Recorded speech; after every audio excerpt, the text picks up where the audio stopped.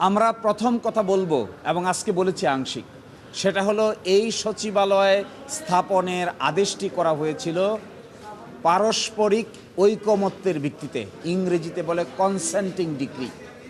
এই কনসেন্টিং ডিক্রি বাংলাদেশের সিভিল দেওয়ানি কার্যবিধি আইনের 96 ধারা অনুযায়ী যদি কোনো কনসেন্টিং ডিক্রি হয়, অর্থাৎ ঐকমত্যের ভিত্তিতে যদি কোনো সিদ্ধান্ত হয়, তাহলে সেই সিদ্ধান্তের বিরুদ্ধে আপিল দায়ের করা যায় না। তারপরেও সরকার পক্ষ আপিল দায়ের করেছেন এই প্রশ্নে, এটি আমরা উত্থাপন করব। সেকেন্ড, বিচার বিভাগ যদি স্বাধীন না হয় তাহলে শুধুমাত্র সরকার কিংবা বিরোধী দলের ব্যাপার না, জনগণের রক্ষা কবচ বলতে শেষ পর্যন্ত কিছুই আর হাতে থাকে না। এবং নিম্ন আদালতের ট্রান্সফার এবং পদোন্নতি, তাদের শৃঙ্খলা এবং তাদের ছুটি মঞ্জুরি, এগুলো যদি সুপ্রিম কোর্টের উপর ন্যস্ত না রেখে প্রশাসনিক দায় দায়িত্ব কিংবা সরকারের উপর ন্যস্ত করা হয়, তখন বিচার বিভাগ, অধস্তন বিচার বিভাগ সঠিকভাবে স্বাধীনভাবে ফাংশন করতে পারে না। বিগত বছরগুলো আমাদেরকে আঙ্গুল দিয়ে দেখিয়ে দিয়েছে। সুতরাং আমরা চাই বিচার বিভাগ আইন মেনে চলবে, মনস্টার হবে না। সরকার সবসময় আর্গুমেন্ট করে যে এটা যদি করা হয় তাহলে বিচার বিভাগ মনস্টার হয়ে যাবে। নো, আমরা কখনোই মনস্টারের পক্ষে নই। আমরা বলছি বিচারকদের আচরণবিধি থাকবে, ইন্ডিপেন্ডেন্স থাকবে। আচরণ যদি ভায়োলেট করেন তাহলে আইন অনুযায়ী বিচার হবে, কিন্তু যদি ইন্ডিপেন্ডেন্স না থাকে তাহলে জনগণের জন্য তারা ভালো বিচার করতে পারেন না। এই জন্য ইন্ডিপেন্ডেন্স অবশ্যই দরকার।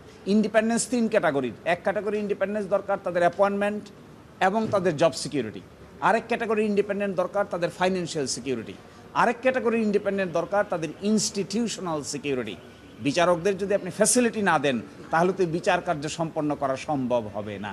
কোনো একটা দুইটা মামলাকে আপনি ফাস্ট ট্র্যাক করবেন, করতে পারেন, কিন্তু বিচার ব্যবস্থার উন্নতি না করলে জাতি হিসেবে সামনের দিকে অগ্রসর হওয়া will be very difficult in our view. Control করা কতটুকু করবেন তারা ঠিক করবেন, কিন্তু তারা যে সচিবালয় এখানকার বিলুপ্ত করে দিয়ে মাননীয় আইন মন্ত্রণালয়ের অধীনে যে ন্যস্ত করেছেন, আমি মনে করি এই কাজটা হয়ে গিয়েছিল অন্তর্বর্তী সরকারের আমলে।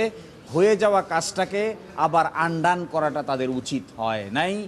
কোনো না কোনো দিন হয়তো তারা পস্তাবেন এই কাজের জন্য। এখানে কনফ্লিক্ট অফ ইন্টারেস্ট এই জন্য নাই, কারণ এটা হলো একটা সিস্টেমের ব্যাপার, এটা কোনো ব্যক্তি বিশেষের ব্যাপার। এবং এই প্রশ্ন, আপনার এই প্রশ্নের উত্তর ডিসাইডেড হয়ে গেছে 16তম সংশোধনীর মামলায়। 16তম সংশোধনীতে আপনার মনে আছে কিনা যে হাইকোর্ট সুপ্রিম কোর্টের বিচারকদের অপসারণের জন্য ক্ষমতা নিয়ে যাওয়া হয়েছিল সংবিধান অনুযায়ী সংসদের উপরে। সেই মামলা হাইকোর্টে চ্যালেঞ্জ হয়ে অসাংবিধানিক ঘোষণা হয়েছে এবং সেইটাও তৎকালীন আপিল বিভাগ নিষ্পত্তি করে আপিলকে মঞ্জুর করে আপিল ডিসমিস করেছেন। তার মানে কি, হাইকোর্ট সুপ্রিম কোর্টের বিচারকদের অপসারণের জন্যই তো সেই আইন ছিল।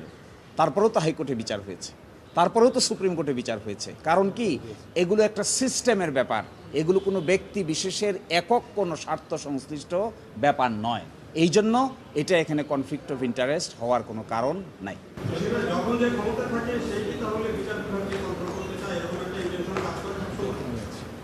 এই প্রশ্নের জবাব দিতে পারবে সরকার, এই প্রশ্নের জবাব দিতে পারবে বাংলাদেশের পার্লামেন্ট। কিন্তু আমরা এক্সপেক্ট করি অবশ্যই অবশ্যই কোনো সংক্ষিপ্ত দৃষ্টিভঙ্গিতে বিচার বিভাগকে বিবেচনা করা উচিত না।